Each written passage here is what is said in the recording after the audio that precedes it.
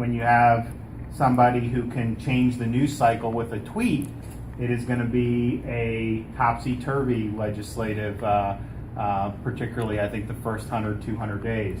And you can think you're kind of going a direction, but maybe there's a tweet storm. And what that does is, not that most Americans do Twitter, they don't. I think it's like 20% are even on it, but all the journalists follow it religiously in Washington and in New York. So that will shape the narrative in the media environment.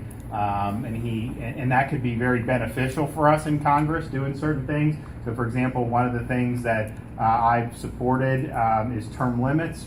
Very hard to get oxygen on that in DC. Well, that's a big thing for him. He wants to do term limits. So if he's tweeting about that, saying you guys need to vote on it, well, guess what?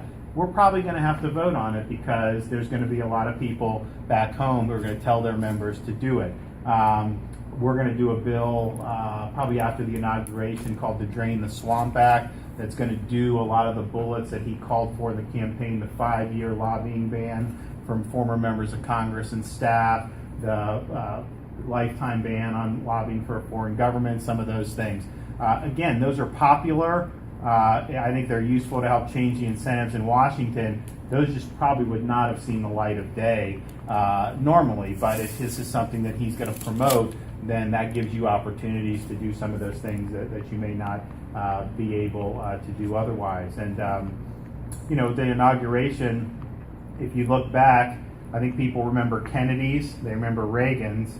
I don't really remember a lot about most of the other ones that have happened in the last 60. And they're just, they weren't as memorable. I think this is going to be memorable one way or another. I can't imagine him doing this in a way that's not going to be memorable. So I think it's going to be a pretty interesting event. And, he's got a chance to really change Washington a lot for the first. I think the window is probably 6 to 9 months where you really can do a lot. Then we start getting into the midterms and all that. So I think I just buckle your seatbelt. I think it's going to be entertaining. The Democrats are approaching Trump wrong.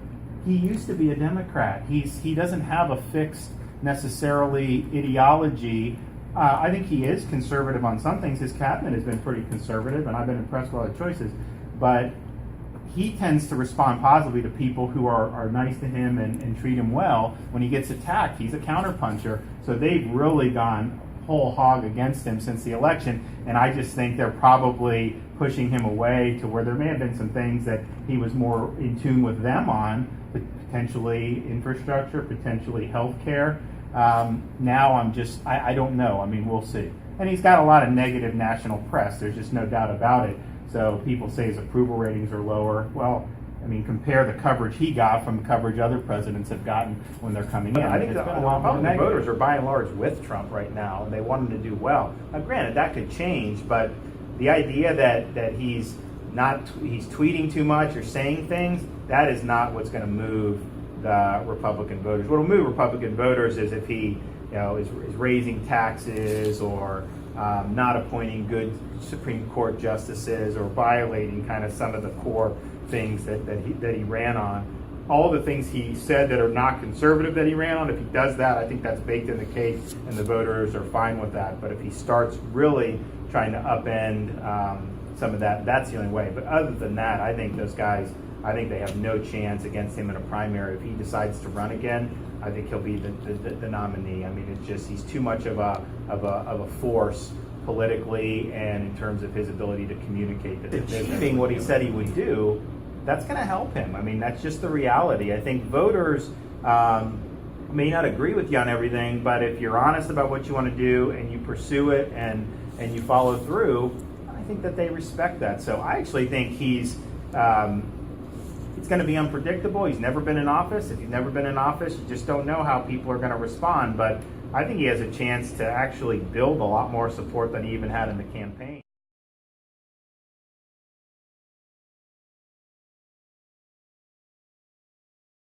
One of the issues that is still roiling out is the notion of immigration reform and specifically building the wall.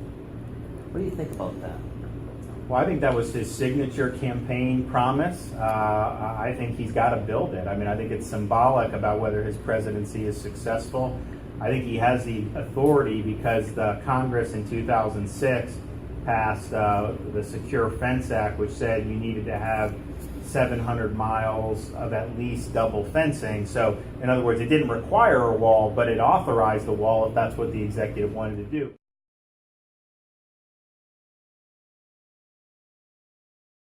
What do you think needs to happen? What's the path forward on affordable Well, Schumer's very smart. He had them score something that's not going to happen, but he knew he would generate the headline, and he knew that the Times and others would run with it. I think the CBO has been wrong about Obamacare from the beginning. What they scored is not what Republicans are proposing per se, but so I don't put a lot of stock into that. But I do think that when you look at Obamacare, you'll hear numbers about, well, there are 15 to 20 million people who are insured now because of it. The question needs to be asked is, okay, is the goal to just get a card, or is the goal to be in a position to actually treat your healthcare needs? And the problem with some of the Obamacare policies that people have been forced into, and we hear the complaints all the time in the office, is that you'll have families paying hundreds of dollars, $300-400 a month for premiums, but then the coverage that they have has a deductible. So let's say what we should be doing is we're not going to be able to totally fix the healthcare system because it's complicated. And when they say repeal and replace, I don't want to replace with our own 2,000-page bill where we're socially engineering it, because we can't do it. We don't have the capacity to do it, to understand this. So I say repeal and reform. So what targeted reforms could we do that are designed basically to put a downward pressure on cost? You'll have more access if it's affordable.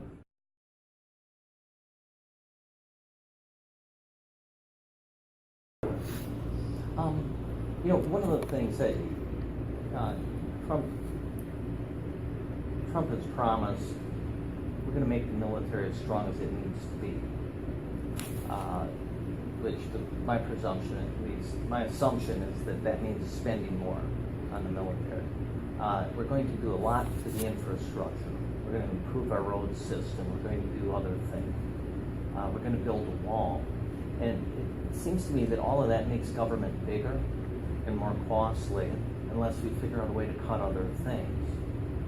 So what are your thoughts on that? Well, I mean, I want government to do the core thing. So having a strong military, I don't consider that big government, because I think that's government's proper role. For me, big government is the federal government doing things that either it can't do constitutionally, it's not competent to do, even though it potentially constitutionally can do it, but prudentially shouldn't, or would be better done by the states or localities. And so the national defense is the core function we have. I think that we're actually working on, there was a Washington Post article, I think last month, about the Pentagon commission to study, because in the military you're looking at the ratio of tooth, which is kind of the fighting, and tail, just the bureaucracy, all the people in the Pentagon, whatever. And our tooth to tail ratio is out of whack. I mean, we have too much tail, not enough tooth. And that's because the Pentagon's the biggest bureaucracy in the government. It's not been audited like it was supposed to 30 years ago. And so kind of here we are. So they commissioned this study and basically found that over 5 years, you could save $125 billion because of procurement issues, bureaucratic redundancy, you name it. None of that would hurt the warfighter. It was deep six by the Secretary of Defense. Now, the guy who was running the policy board, who commissioned the study, lives in Florida. He's coming up. We're bringing some other guys up to the oversight committee, and we're going to deal with this. So I want 350 ship Navy, bigger Marine Corps, bigger Army, and I'm willing to spend more money to do it. But wouldn't it be nice, instead of just adding to the top line, let's look under the hood, and if we can divert some of the existing expenditures from tail to tooth, then man, that's a huge increase in fighting capability without even adding to the top line.